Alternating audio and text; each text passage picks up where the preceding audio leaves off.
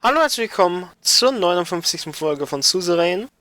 Letzte Folge haben wir den Trade Deal mit Lesbia fertig gemacht.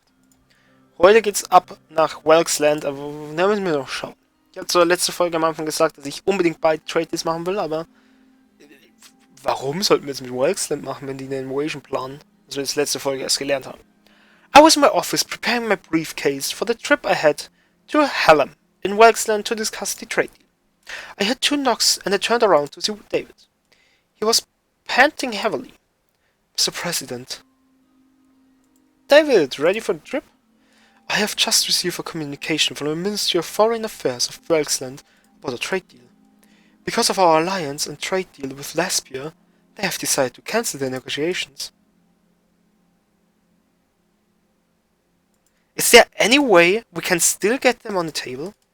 Unfortunately not. It seems like the trade deal with Welksland fell. I start unpacking my briefcase. That's not all, Mr. President. I'm not going to like this, am I? He handed me a document with the emblem of Ministry of Economy of Welksland on it. Welksland has put tariffs on our trade in retaliation. They are trying to economically weaken us. It looks like we have made an adversary. I put down the document and slammed the table. Ja, dann haben wir jetzt wohl kein Trade Deal mit Welksland. Belastend. Aber wir haben noch mal ein Private Meeting mit Petr. Das machen wir jetzt auch noch die Folge, weil es ist ein bisschen enttäuschend jetzt. Ich dachte wirklich, deswegen konnte ich mich auch nicht dran erinnern, wer so der Präsident von Welksland ist. Weil das letzte Mal hatten wir halt der Gnoli auf unserer Seite und deswegen haben die wahrscheinlich abgelehnt. Und jetzt haben wir Lesbia und deswegen lehnen die ab. Ah. Aber machen wir noch das Private Meeting mit Petr. It was dark. It was a dark, chilly evening when Petr called and asked if we could meet. He gave no details. All he said was that it was important. I drove alone through Holsworth suburbs until I reached the meeting point he named. 147 Ruhek Avenue, number 26. Our old campaign headquarters. Untouched since the night of the election. This was where everything began. I made my way up the dusty staircase of the office building. The light in the second floor hallway was out, so I used a cigarette lighter to find my way to the wooden door, marked 26. I pulled on the handle, but it wouldn't budge. The heavy door had always been a pain to open. Coming! Petr pushed on the door with all his weight. It made a screeching sound as it opened. Without further ado, I bid you welcome to this grand nostalgia trip hosted by yours truly, Petr Vector. He made an exaggerated bow. The dust from the opened door was still settling down. Feeling sentimental yet?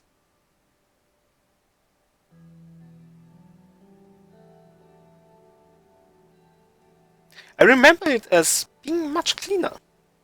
That's what time does to things, my friend. You're looking a little shabbier yourself than back then. Come over here. Remember this? He walked over to his old desk and pointed to the gramophone that had annoyed our neighbors and kept us company for so many late nights. Petr flipped the switch, and it filled the room with swing music from the 20s. I'll be damned, it still works. I'll be damned, it still works.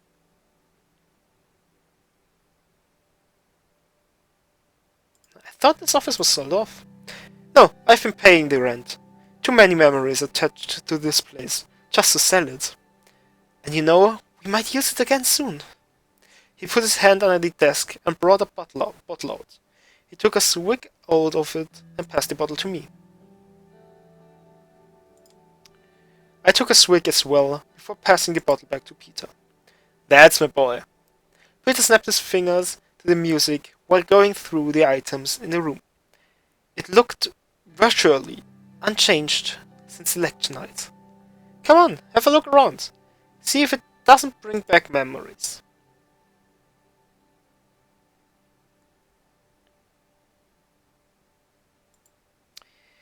I walked over to my old desk, sat down on the squeaky chair and opened the top drawer. Inside there were a few old coins, pencils and sheets of paper. Underneath them, something caught my eye. It was a photograph of me and Monica, sitting under a tree. This must have been 10, maybe 15 years ago. We looked so young and so happy. Monica would love to see this. Nice find! Look at baby Anton! You didn't even have your iconic look. I took the photograph and slid it into my jacket pocket. I walked over to the tower of storage boxes and opened one of them. In one of the storage boxes, I found a heavy object. Wrapped safely, I unwrapped it. It was an emerald-colored statue of a goat, the symbol of Scotland. I remembered that this was a gift from Brenda, one of the 53 election campaign assistants. It would look good on my desk in the palace.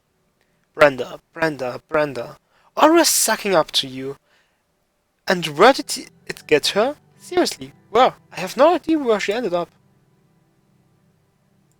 Yeah, come. I left this storage box with the statue in it and put it near the door so I could take it on the way out.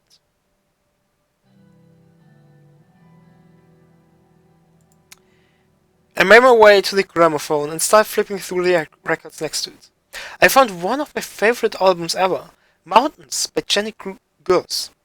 A set of plaintive folk songs that made me yearn for the countryside whenever I heard it. What a classic! You should mail it to Frank, so he can learn what real music is. Oh mein Gott, Peter, das ist eine gute Idee. I pulled the record out, put it under my arm, and placed it next to the door. Enough going through old stuff. Let's talk. Yes, it's all in good time. He gestured to the bottle he had in his arm. I took a swig out of it before passing it back to Peter. He took a very big gulp out of the bottle and staggered to the side afterwards.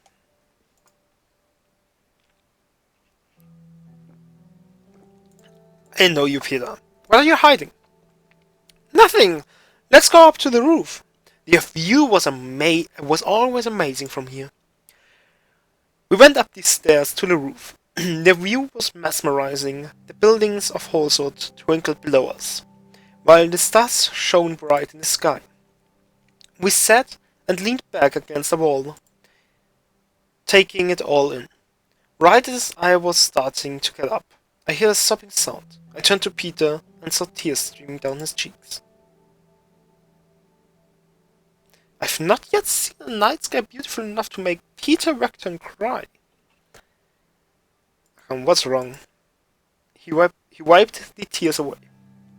I messed up, Anton. I messed up big time. Evelyn's leaving me. She wants a divorce.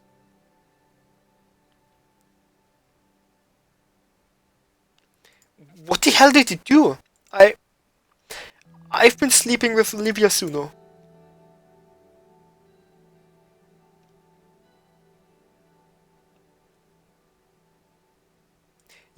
You've been what? I know, she's a secretary. I'm so sorry. It's just Evelyn hasn't been the same since she lost her job, and Livia was giving me sultry looks from the day I hired her. You were away, I was drunk. One thing led to another. But she's more than just a pretty girl, Anton. She's smart and kind. I think we really connected.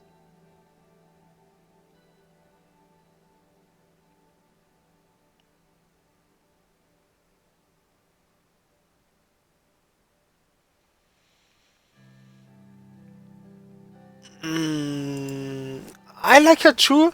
That doesn't mean I'd break my vows and risk a scandal for a bit of horizontal polo? I know. But we are ending the things. I told her it's too unprofessional, and I want Evelyn back.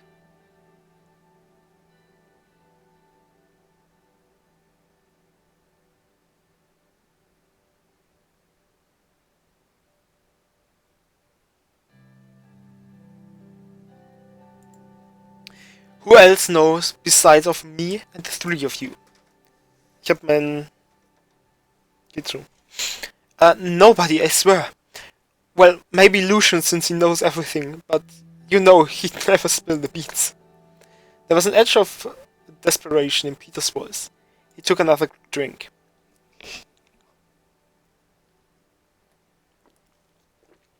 How many years have we known each other? How many scrapes have we gotten ourselves out of? I can handle this. Just trust me. I turned to face my friend and vice president. The habits that had gotten him dubbed the bad boy of Swedish politics when we were young were no longer so charming coming from a middle-aged man. Yet he was still a capable politician, and I couldn't ignore our long history together.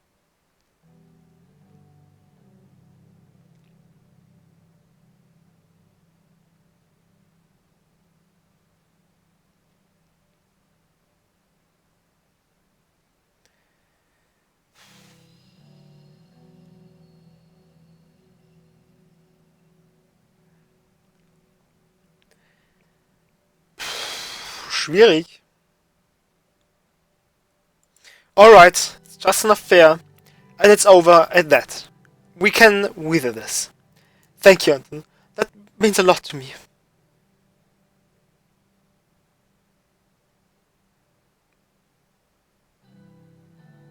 Don't mention it. I mean it. Don't mention it. Without waiting for his reaction, I left the rooftop alone and made my way downstairs. On my way out, I grabbed my belongings and took one last look back to the office. It had been home to some happy memories for sure. But this visit has permanently cured me of any nostalgia. As soon as I arrived home, I headed up to my study, sat down and stared at the telephone.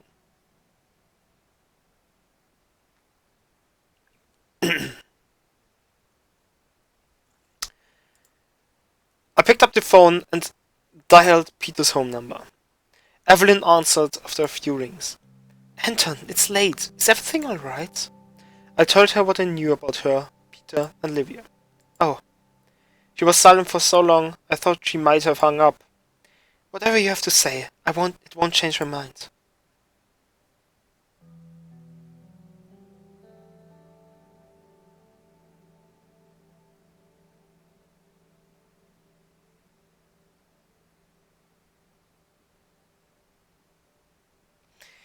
Peter still loves you. He was in tears when we talked.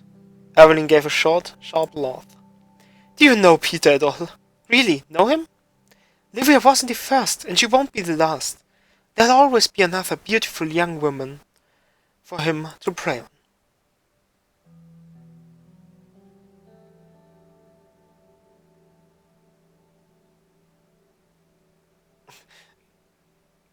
Zwei ist halt auch schon wieder so.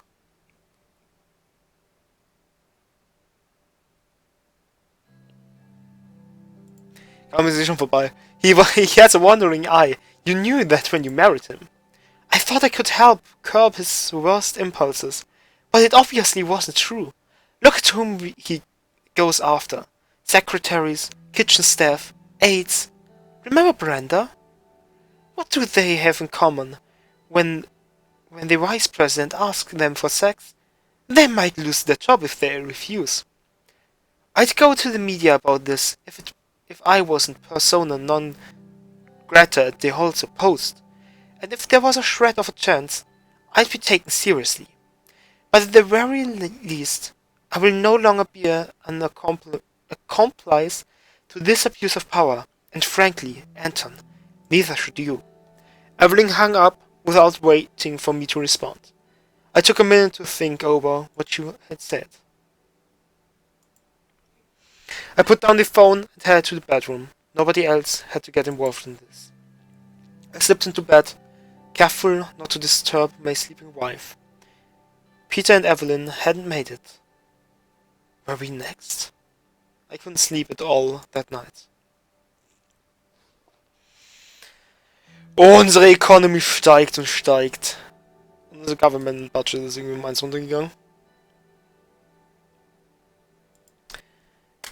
Aber ich würde sagen, das war's mit der Folge. Lasst uns ein Like und ein Abo, wenn es euch gefallen hat. Schaut beim nächsten Mal vorbei. Morgen 14 Uhr geht's weiter. Haut rein. Ciao.